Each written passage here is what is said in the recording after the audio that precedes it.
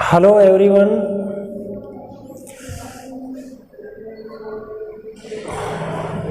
स्वामी विवेकानंद महाविद्यालय के YouTube channel पर मैं सुनील कुमार प्रजापति आज टॉपिक लेकर आया हूँ चंद्रशेखर वेंकट रमन। और चंद्रशेखर वेंकट रमन का जो पिछली कक्षा में हमने अध्ययन किया था उसका आगे से हम आज अध्ययन करेंगे और आप मेरे साथ ध्यान करेंगे यहाँ बोर्ड पर। चंद्रशेखर वेंकट रमन, चंद्रशेखर वेंकट रमन।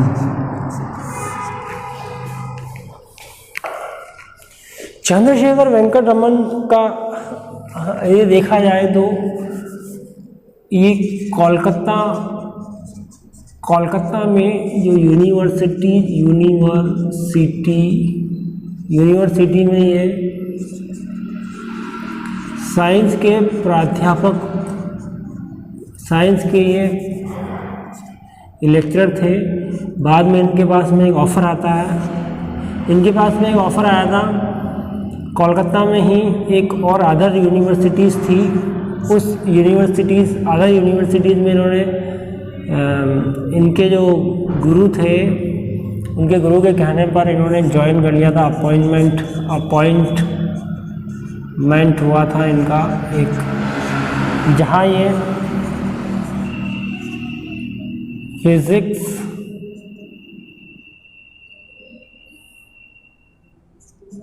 के व्याख्याता बने हैं। और फिज़िक्स के व्याख्याता बन के इन्होंने विज्ञान के क्षेत्र में इन्होंने जो उपलब्धि प्राप्त की थी उसका प्रभाव रमन प्रभाव था। वो कौन सा प्रभाव था? रमन प्रभाव कहलाता है।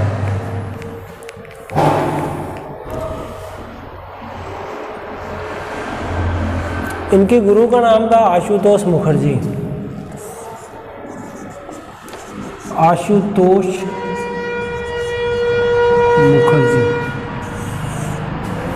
आशुतोष मुखर्जी के कहने पर ये जो कोलकाता के अंदर एक दूसरा कॉलेज था, उस कॉलेज में इन्होंने यहाँ यूनिवर्सिटी जो थी वहाँ से इन्होंने रिज़ाइन दिया था। यहाँ से रिज़ाइन देके और एक बड़ा यूनिवर्सिटीज़ था उसमें ये प्रोफेसर के पद पर यहाँ आसीन हुए। और इन्होंने एक आविष्कार किया था, वो रमन का आविष्कार कहलाता है। अब ये रमन का आविष्कार क्या होता है? अब क्या हुआ बच्चों कि ये जो है IACS, यहाँ देखिए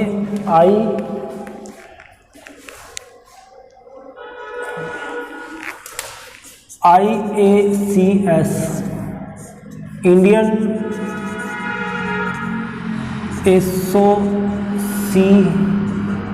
एसोसिएशन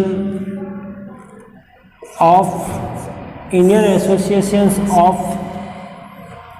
कल्टीवेशन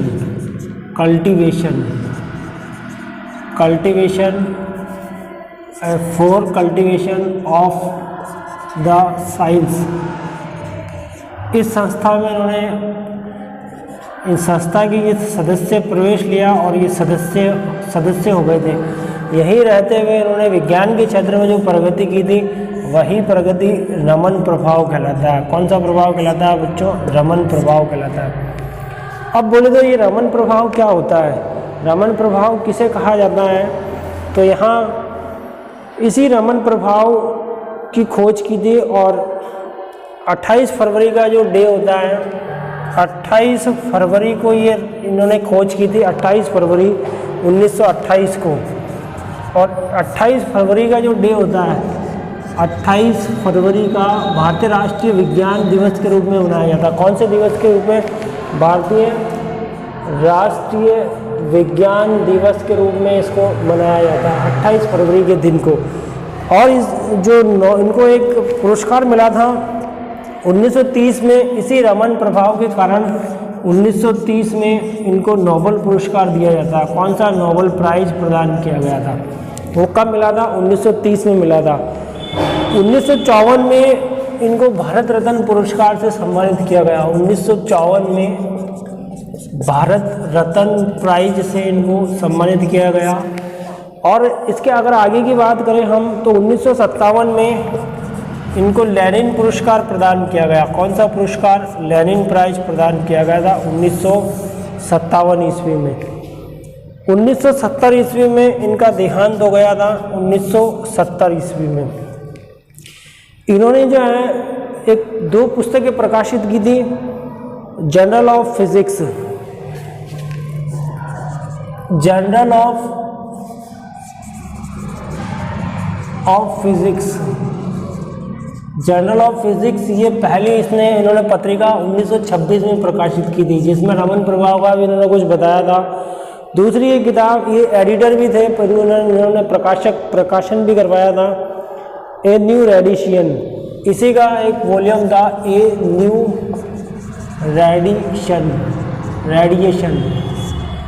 रेडिएशन, इसका वॉल्यूम, सेकंड वॉल्यूम भी इन्होंने बाद में प्रकाशित करवाया था। तो हम यहाँ पे बात कर रहे हैं बच्चों चंद्रशेखर वेंकट रमन की। तो चंद्रशेखर वेंकट रमन का हमने यहाँ से हम देख रहे हैं कि चंद्रशेखर वेंकट कोलकाता यूनिवर्सिटीज़ में पहले ये प्राध्यापक तो थे ही, बाद में इनके पास इनके गुरु थे आशुतोष मुखर्जी ने कहा कि भाई तुम में इतनी क्वालिटी है, तुम में इतनी योग्यता है, तुम इस कॉलेज से बड़े कॉलेज में क्यों नहीं चले जाते हो। आशुतोष जो थे उन्होंने कहा हमारे कॉलेज में आइए, हमारे कॉलेज में बच्चों को पढ़ाइए, सेवा दीजिए। फिजिक्स के साइंस के साथ साथ फिजिक्स का इनको प्राध्यापक बनाया गया और उसमें उसी कोलकाता के जो दूसरा यूनिवर्सिटी था वहाँ ये पढ़े और वहाँ पढ़ने पर इन्होंने खोज की थी, रमन प्रभाव की खोज की थी। ये रमन प्रभाव की खोज की 28 फरवरी को इन्होंने खोज की थी। वो दिन जो होता है वो 28 फरवरी का दिन होता है। 28 फरवरी को ही भारतीय राष्ट्रीय कांग्रेस दिवस मनाया जाता है। 28 फरवरी 1928 को इन्होंने ये खोज की थी। इस खोज के उपलक्ष्य में इनको भारत रत्न पुरस्कार भी मिला है, नोबेल प्राइज़ भी मिला है, इनको लेनिन पुरस्कार भी प्राप्त हुआ है इनको। यहाँ हम देख रहे हैं कि 1930 में नोबेल प्राइज़ इनको प्राप्त हुआ जो शांति के क्षेत्र में दिया जाता है। 28 फरवरी का दिन हम यहाँ देख रहे हैं कि भारतीय राष्ट्रीय दिवस के रूप में मनाया जाता है। फिर हम यहाँ देख रहे हैं कि इन्होंने एक संस्था थी जो विज्ञान की IACS, जिसको Indian association for cultivation of the science कहा जाता है, Indian association for cultivation of the science कहते हैं। इन्होंने प्रवेश लिया, इसमें प्रवेश लिया, ये यहाँ के सदस्य बने। यहाँ इन्होंने विज्ञान पे बहुत सारा काम किया। इसी से उन्होंने रमन प्रभाव की खोज की थी। 28 फरवरी 1928 को रमन प्रभाव की खोज करने वाले चंद्रशेखर वेंकट रमन पूरे भारत में फेमस हो गए थे। बाद में हमने देखा 1954 में इनको भारत रत्न प्राइज़ मिला। यहाँ हम देख रहे हैं 1957 में इनको लेनिन प्राइज़ प्राप्त हुआ था। 1970 में इनकी मृत्यु हो गई थी।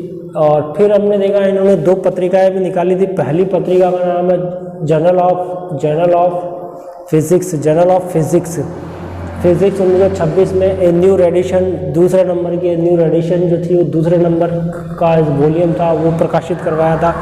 अब बोले तो बच्चों ये रमन प्रभाव क्या होता है? रमन प्रभाव का मतलब होता है कि जैसे सूर्य जो है वो जब प्रातःकाल पूरब दिशा से जब सूर्य उदय होता है, सूर्य की किरणें जब फैलती है और हम जो प्रातःकाल सुबह उठ के जैसे ही हम बाहर निकलते हैं और जब सूर्य की किरणें हमारी आँखों के रेटिना पे पड़ती है और रेटिना पे पड़ती है तो हमें वो जो है लाइट यानी प्रकाश दिखाई देता है, वही रमन कहलाता है।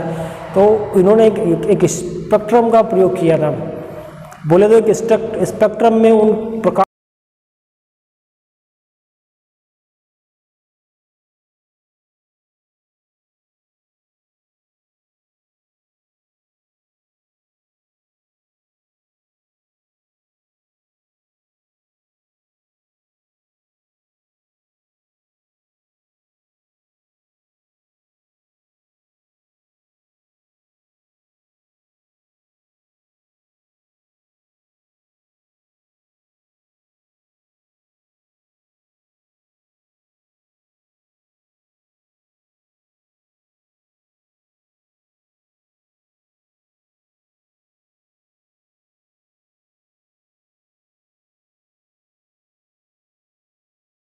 प्रकाश की किरणों को गुजारा और प्रकाश की किरणें उसके अंदर से जा रही थी। बाद में वो अलग अलग 7 कलर बन जाते हैं, उसी को रमन प्रभाव कहा जाता है।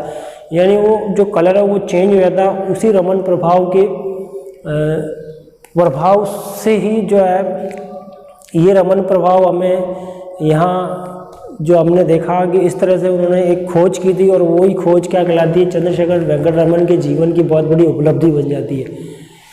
तो हम जो है यहाँ आज चंद्रशेखर वेंकट रमन का जो इन्होंने जिस क्षेत्र में उपलब्धि प्राप्त की थी उसका हमने ये अध्ययन किया है, और अगली कक्षा में हम देखते हैं कि हमें इसके और इसमें क्या अध्ययन करना है।